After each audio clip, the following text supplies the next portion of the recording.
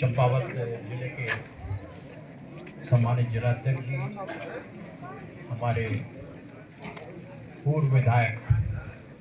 सम्मानित पूरन फरदयाल जी, हमारे इस यात्रा पूरे इस विधानसभा में हर बूथ पे जाने का जो कार्यक्रम बना है उसके लिए जो हमारे संयोजक हैं आदरणीय सुभाष बगोली जी, अपने ये सम्मानित ब्लॉक प्रमुख जी सतीश पांडे जी, और यहाँ पर उपस्थित सभी आदरणीय सम्मानित बंधुओं, सम्मानित पूर्व सैनिक बंधुओं और यहाँ पर उपस्थित सभी बच्चों, पूरा अंतर्राष्ट्रीय समाज, जितने भी पूरे देश और दुनिया में देश हैं, वो सब इस बात को मानते हैं कि पाकिस्तान एक आतंकवादी देश है, आतंकवादियों को पैदा करने वाला देश है। जगह जगह पूरे खास तौर से भारत पर टारगेट करने के लिए आतंकवाद को जगह जगह वो आतंकवादियों को ट्रेनिंग देता है अपने आर्मी के अफसर्स के माध्यम से। अब पूरा देश, दुनिया के हर देश ये जानता है कि भारत एक शांतिप्रिय देश है। पहले कश्मीर में 370 थी, धारा 370 से भारत के अन्य समाज के लोगों के लिए बहुत पाबंदियां थी, और उस कश्मीर का 370 की आड़ में इतना शोषण होता था वहाँ के रहने वाले हिंदुओं का कि मुझे एक बार जाने का, एक चुनाव में जब मौका मिला तो मैं कश्मीर में घूम रहा था तो जगह जगह दुकानें बंद थी। जब दुकानें बंद थी तो लोगों से मैंने पूछा, भाई ये दुकानें बंद क्यों हैं? बोले यहाँ से जितने ये हिंदू थे पलायन कर गए और ये सब दुकानें बंद हैं। तो मैंने बंद है तो बेच जाते वो। बोले नहीं, आतंकवादियों का सख्त निर्देश है कि इनकी आप दुकानें भी नहीं खरीदेंगे। तो ये हश्र था कश्मीर का। जब 370 हटी, उसके बाद धीरे धीरे कश्मीर अपनी पूर्व की जो एक उसकी बहुत सुंदर स्थिति, जो कहते हैं एक स्वर्ग की जो स्थिति है, उस पूर्व स्थिति में जा रहा था। खुशहाली लौट के दिन पे दिन आ रही थी और एक सुरक्षा का एक बहुत माहौल वहाँ पर पैदा हो गया था। पर्यटन का उद्योग फल फूल रहा था, वहाँ का ही रहने वाला कश्मीरी संपन्न हो रहा था।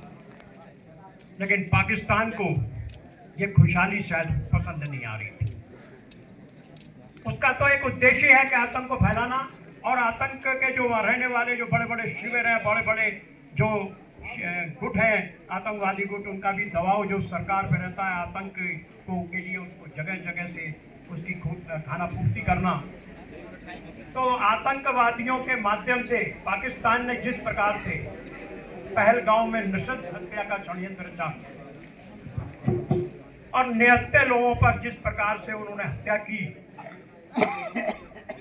तो पूरा दुनिया इसके लिए स्तब्ध हो गई। हर देश ने इसकी निंदा की, और पाकिस्तान में वो आतंकवादियों के जो शिविर चल रहे थे उसमें किस प्रकार से वहाँ खुशी हो रही थी इस बात को लेके। तो भारत की जो सरकार थी आदरणीय नरेंद्र मोदी जी के नेतृत्व में, उन्होंने निश्चय किया कि इस कुकृत्य का हम लोगों ने जवाब देना है, और अपने सम्मानित सैनिकों के माध्यम से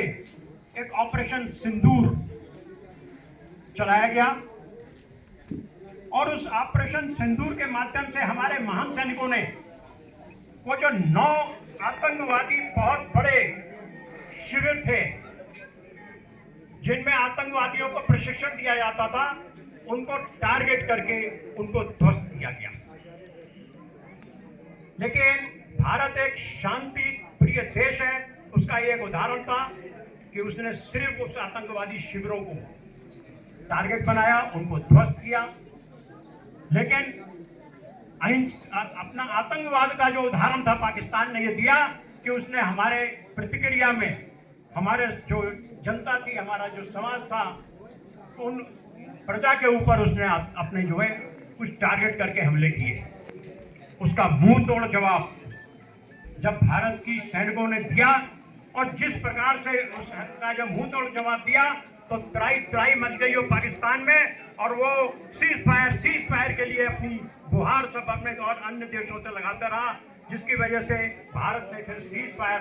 जो उसने आतंकवादियों के आड़ में जब करतूत किया था, उसके बाद जो हमला उसने अपने यहाँ के प्रजा के ऊपर किया, उसके लिए जो सीज फायर की गुहार करी, लेकिन अपने भारत ने कुछ इस शर्तों के साथ मान लिया कि जब भी अगर आज के बाद कोई प्रतिक्रिया हुई तो उसको युद्ध माना जाएगा और उसको पुनः उसका किया जाएगा। तो हमारे जो सैनिकों ने अपने शौर्य का जो अपना परिचय दिया और जो पराक्रम भारत ने दिया अपने अपने सैनिकों ने, उसके सम्मान के लिए अपनी भारत की सरकार ने ये निश्चय किया कि पूरे देश में तिरंगा यात्रा निकाली जाएगी। पूरे देश में अपने अपने जो अपनी यहाँ की जनता है, प्रजा है, अपने बच्चे हैं, उनको किस प्रकार से हमारे सैनिकों ने अपना शौर्य का परिचय दिया, उसका जगह घर तक ये संदेश पहुंचाने के लिए आज यात्राएं चल रही जगह जगह। हमारे 1965 में किस प्रकार से, 1971 में किस प्रकार से, अपने कारगिल युद्ध में किस प्रकार से अपने पाकिस्तान की सेना को, पाकिस्तान के देश को कुचला गया, उससे भी सबक उसने कभी ना लेते हुए भी अपने आतंकवाद को चलाता जा रहा है। आज ऑपरेशन सिंदूर के माध्यम से उनकी ऐसी